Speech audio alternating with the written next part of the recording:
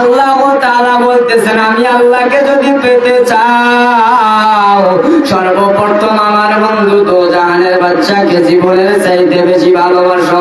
রাসূলুল্লাহ হাদিস শরীফের মধ্যে ইরশাদ করে বলতেছে, ও আমার উম্মতেরা শুনো রে, যদি আমি রাসূলকে পেতে চাও তাহলে দুনিয়ার বুকে আহলে আওলাদ, আমার আহলে আওলাদ ওলিয়া উলিয়া যারা আছে তাদেরকে জীবনের চাইতে বেশি ভালোবাসো, তাহলে আমি রাসূলকে পেয়ে যাবে। সুবহানাল্লাহ।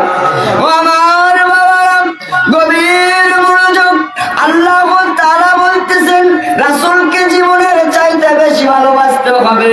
আল্লাহকে পাইতে হলে রাসূলের কাছে যাইতে হবে। রাসূলুল্লাহ হাদিস শরীফের মধ্যে বলতেছে, ও আমার উম্মতেরা রে, যদি আমি রাসূলকে পেতে চাও দুনিয়ার বুকে একজন হক্কানি আল্লাহর ওলির কাছে যাও। এখন নতুন নতুন মৌলবী সাহেব স্টেজের মধ্যে উঠে বলে ওলির দরবারে যাওয়া যাবে না, পীরের দরবারে যাওয়া যাবে না। আছে না নেই? এদিকে আছে, রংপুরে এগুলো বেশি। যারা বলতেছে ওলির দরবারে যাওয়া যাবে না, আমি বলে যাই শোনো রে, দিলের কানটা লাগাইয়া শোনো, যদি বুকের মধ্যে তোমার পশম গাজিয়ে থাকে তাহলে সামনে এসে বলো ওলির কাছে যাওয়া যাবে না।